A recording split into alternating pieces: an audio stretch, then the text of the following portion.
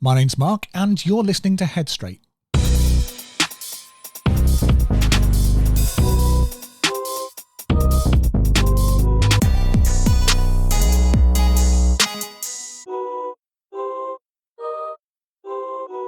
Hello you lot and welcome back. Right, let's be honest. Have you ever caught yourself mid-argument, mid-apology, mid-spiral thinking, I've literally been here before? New day, different people, but somehow same outcome. You play it back later and go, I knew I didn't want to act like that again. But in the moment, it's like you're on autopilot. So maybe you were saying sorry when it wasn't even your fault. Bottling up how you feel, smiling your way through it and pretending everything's fine. Pushing away good people because being seen just feels too vulnerable. Or swearing that you're going to do it better next time. But next time looks eerily familiar. But here's the kicker. You know it's a pattern. You're not oblivious. You see it. But stopping it, that's where most of us get stuck. This episode is about that stuckness. The emotional loop that you keep finding yourself in. We're diving into what toxic patterns really are, where they come from, how to spot them when they're happening, and, most importantly, how to shift out of them. For real this time. No therapy jargon, no shame spirals, just real talk and tools that you can actually use. But before we go anywhere, we need to understand what even is a toxic pattern. So let's strip it right down. A toxic pattern is a behaviour that you repeat even though it hurts. Not in a dramatic way, but in that quiet, exhausting way that chips at your self-worth. Now it might look like always trying to fix other people's moods, even when they've done nothing to deserve it. Saying yes to things that drain you just to avoid conflict. Or playing small so others don't feel threatened. Or talking yourself out of speaking up, only to really wind yourself up about it later. Now you leave these situations feeling depleted, invisible or resentful, and yet you do it again and again. But why? Let me tell you. Because your brain's wired for what's familiar, not what's healthy. And the more you do it, the more automatic it becomes.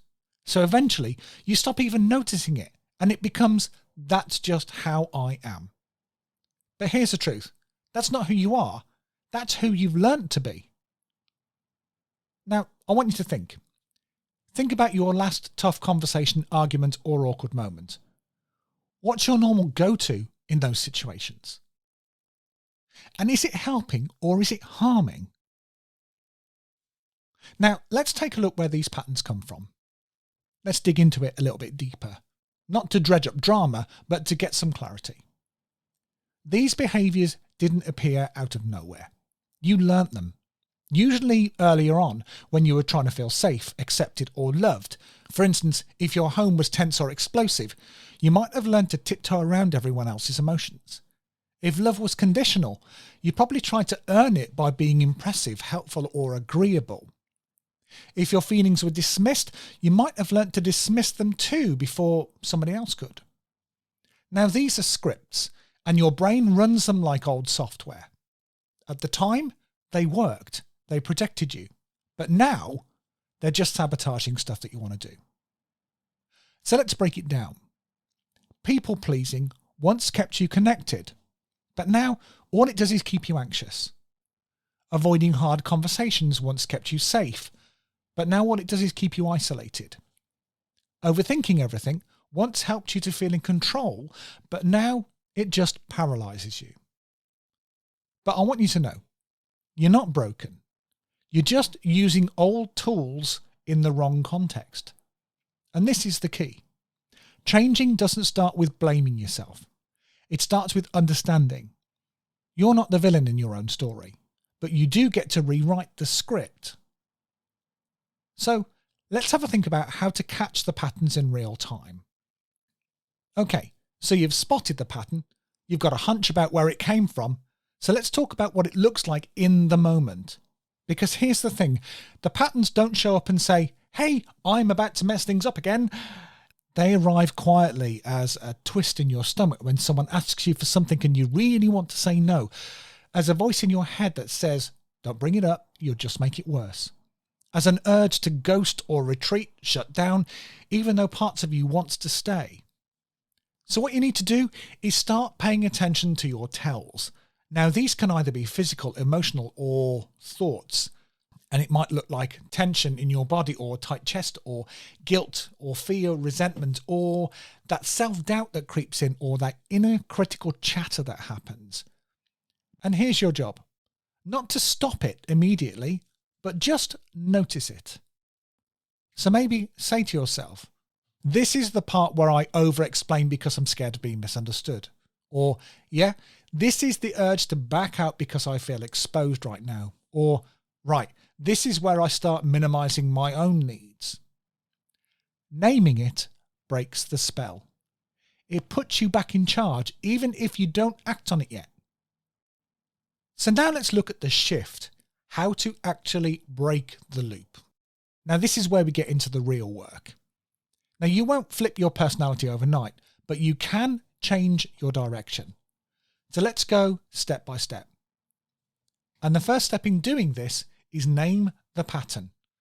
And I want you to say it out loud. This is me playing small so no one gets uncomfortable. This is me trying to earn approval again. This is the pattern that makes me disappear when things feel really hard. Now, the reason why this works is naming it gives you distance. Distance gives you choice, and choice is where the change begins. Now, the next thing we're going to do is interrupt the pattern, not with a grand life overhaul, with just one small act. If you usually apologize for having a need, try not apologizing.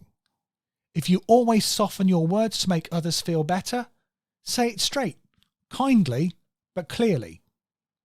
If you'd normally go silent, try, do you know what? I'm feeling a bit off. Can we talk? Now, expect it to feel wrong or awkward or even guilty. That's not a sign to stop, but that's a sign that you're doing something new. The next thing to do is to reconnect with your why. Write it down. Keep it somewhere visible. I'm breaking this pattern because I want healthier relationships. I'm learning to speak up because I'm done feeling invisible. I want to show up for me, not just to keep others happy. Your why keeps you grounded when the discomfort comes in. So I just want you to ask yourself a quick question. Who are you now becoming by choosing differently, even when it feels uncomfortable? Now, the next part is about expecting discomfort, but not failure. Now, nobody tells you this. Growth feels uncomfortable because it's unfamiliar, not because you're doing something wrong. Choosing calm when you're used to chaos feels boring. Being seen when you're always hidden feels terrifying. Setting a boundary might feel selfish because you were taught to prioritize others. But those feelings, they're just the stretch marks of change. You don't have to wait until it feels good. You just have to not run when it feels hard. Because discomfort doesn't mean it's the wrong choice. It often means that it's the right choice. So, let me set you this week's challenge, and this is what I want you to try. Firstly, I want you to start spotting the patterns. What behaviours do you keep repeating even when it leaves you drained? I want you to name it. Say it out loud. Write it down and get honest about what's really going on. And then interrupt it once. Do something different, no matter how small. Change the script. And then I want you to reflect. How did it feel? Uncomfortable? Liberating? Both? Was there anything that particularly came up? And that's it. One loop, one change. So if you need a reminder about the stuff that we just talked about, the cheat sheet link is in the episode description. So maybe take a screenshot of it and stick it on your phone, stick it in your diary, stick it on your fridge. I don't care. Just make it visible because it's yours to do that. Now here's a request from me. If you know someone who'd benefit from listening to this podcast, I want you to send it their way because that small share could land exactly when that person needs it. And do you know what? I'd really appreciate it too. So let's take a look at the next episode. The next episode is all about why do I put myself last? We're digging into the guilt, the worth, the boundaries, and how you can stop shrinking yourself to keep others comfortable because you matter, full stop. So let's talk about what it takes to finally believe in that. And if that's something you want to listen to, I'll see you in the next episode.